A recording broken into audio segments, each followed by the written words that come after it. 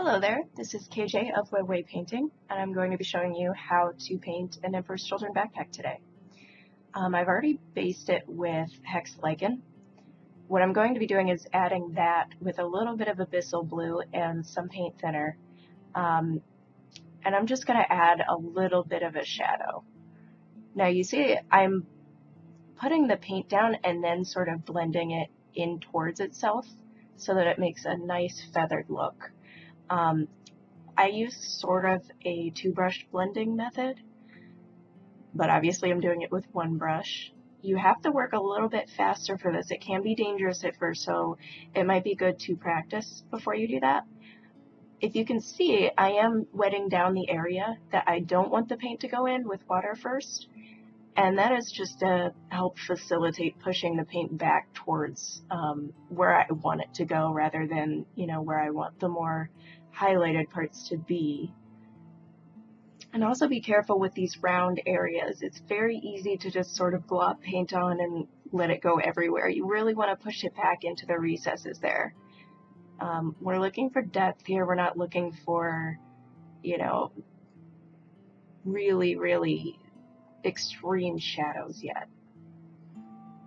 And we're just doing the same thing with the smaller parts down towards the bottom. You'll see the dark parts tend to cover up a little bit more the further down we go. And that's just to indicate the fact that, it's down further, it's hidden more. It's going to probably be darker if this were real. And I'm just getting the sides because those probably won't have a lot of light going towards them. Just making sure we cover all of our bases so that we don't have any bright purple sticking out for no reason.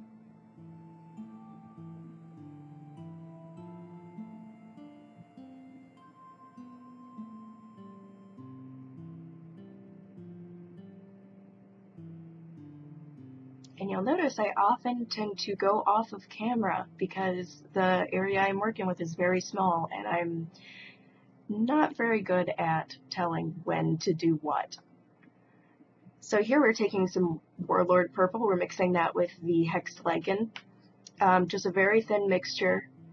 We want to make sure that the color comes through because we're not looking to spend hours on this, but we also want to make sure that we have the ability to work with it. And I'm just doing that method of blending, again, on these smaller areas. We want to make sure that the original Hexed Lichen shows through, but we also want to make sure that these highlights are easily able to be seen. And you'll notice sometimes that I am not super kind with my brushes. That's because I'm trying to rush. That's usually not a good idea to just sort of scrub the brush on things. That's how you get your frayed edges. But I was kind of trying to hurry with this. It took me about 40 minutes to paint anyway, but obviously you don't have to do quite as many steps as I've done here. I just wanted to show exactly how I had done my other Emperor's Children models and show you what I had to mix to get the purples. Now here we're mostly going to go for the edges. I am a big edge highlighter. I think that really brings out 3D models, especially when they're small like this. This is going to be part of the base of Ferris Manus, so it's not going to be a main focal point, but we still want it to stand out.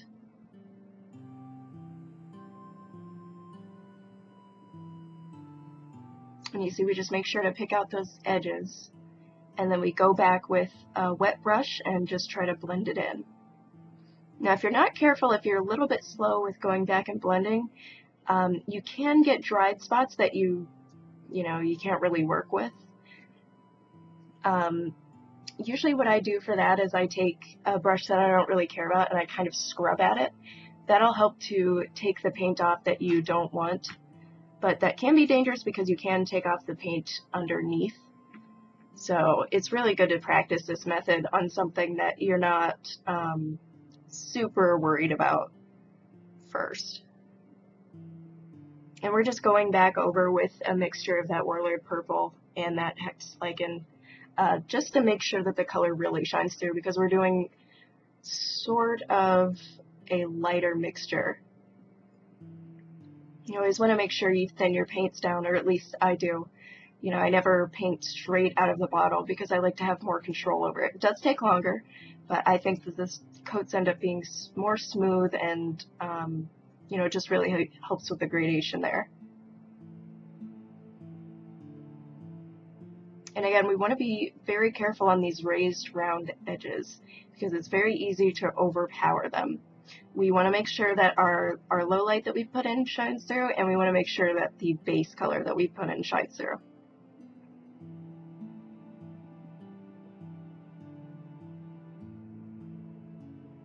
So now we're going to take just Warlord Purple itself. And this is thinned down even more. I would say it would be 2 parts thinner to 1 part paint. And then you just dab off the excess with a paper towel or a makeup sponge. I like to use both. The makeup sponge tends to be a little bit less harsh. And those are pretty cheap. I mean, they're just little sponges, little triangles of sponge. Now we're looking for the very edges here. We're going to go back and highlight this with a little bit of a lighter color, but we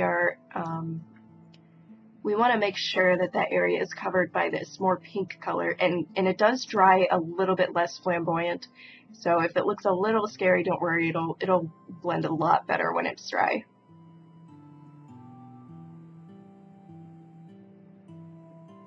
And again, just using water to make sure that the paint doesn't go where we don't want it to go. It's very important. You'll see sometimes I don't do that. I don't put down the water first, and that does actually cause some problems. I don't think you can see in the video, but there is a little section that I have to go back and sort of fix. It's a good thing about acrylic paints is you can always go back and fix what you've done. So don't worry too much about trying new things.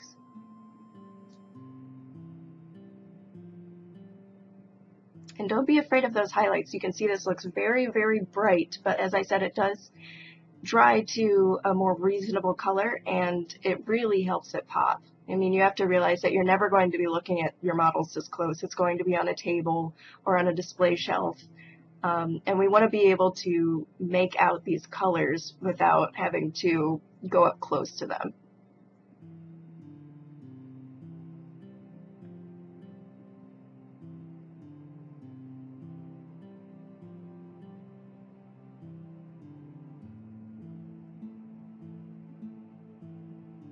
And again, I'm off camera. Apologize about that. It's always good to do 1 to 3 layers of whatever color you're working with, just to make sure that it's able to be seen. So now we're just going to go with pure Abyssal Blue. This is scale color by scale 75. This stuff is a little bit more thick, so I tend to thin it down, usually 3 parts thinner or water to the paint. And we're just going to line the very, very edges that we want to be dark, the very darkest shadows. And I don't use pure black because that's not really a color that you find too often in nature. We do want to make things pop since it's such a small miniature.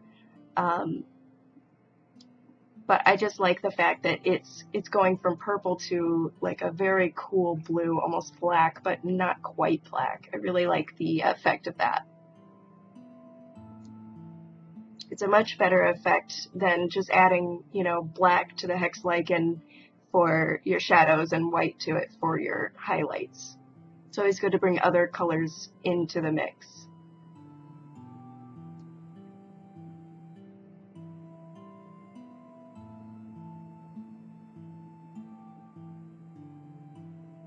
So I'm just filling in all of the recesses here and making sure to line as I go. And there I put a layer of water on there just because I really want to make sure that these highlights are intelligible and that we can really see them.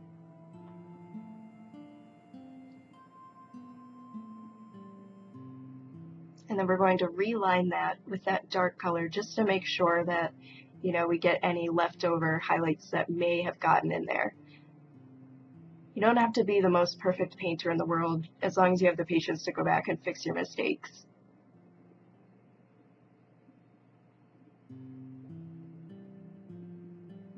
So here we're lining a little bit in the way of damage. This is obviously on some rocks, so something terrible must have happened to this Space Marine. So we're going to go ahead and add a little bit of damage. I'm going to go back with some pigments and really mess it up, because we have to assume that, you know, there was quite some battle, and maybe the backpack's been there for a while. We want to make it a little bit dirty. So now we're using a mixture of Warlord Purple and Arctic Blue. That's another scale color. You can use white if you want. I just had Arctic Blue on hand.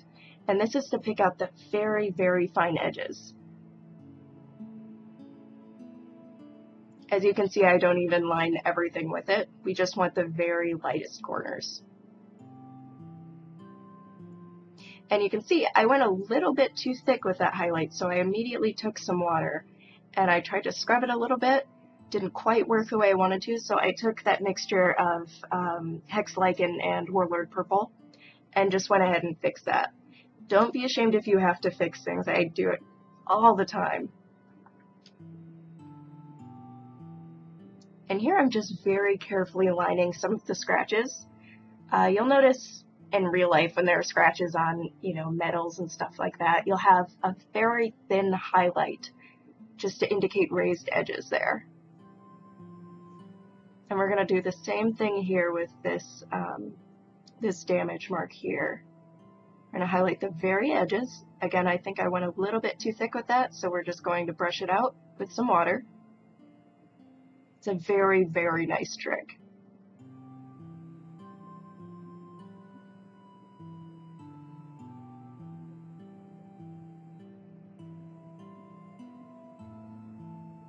We're going to highlight a little bit in that damage zone there, because there are some raised edges that we want to make sure are able to be seen. We don't just want a black hole there. And we're off camera, so you can't see what I'm doing, but I am lining just the very right edge.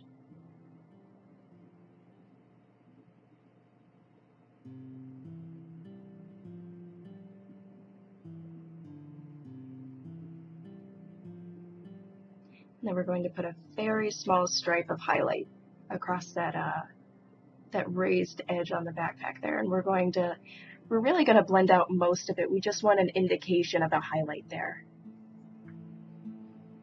And you can see there I went back with that mixture of Hexed Lichen and Warlord Purple and highlighted the raised edges on the shadowed parts. So now we're going to take a mixture of Arctic Blue. It's mostly going to be Arctic Blue with a little tiny drop of the Warlord Purple mixed in. And we're going to highlight even less, just the very, very raised edges. You see I'm barely getting anything at all. Just the tips of those there. We're going to re-highlight one side of the scratches that we did because we don't want to overdo it there. And again, just giving the very slightest indication of a highlight across there, just to indicate that the sun is shining on it. And we're going to highlight those little holes there. Pretty much anything that casts a natural highlight or shadow, we want to make an extreme version of it. And that's all there is to it. Thank you so much for watching. Please subscribe, comment, let me know what you think, and if you'd like any different videos in the future. Thanks.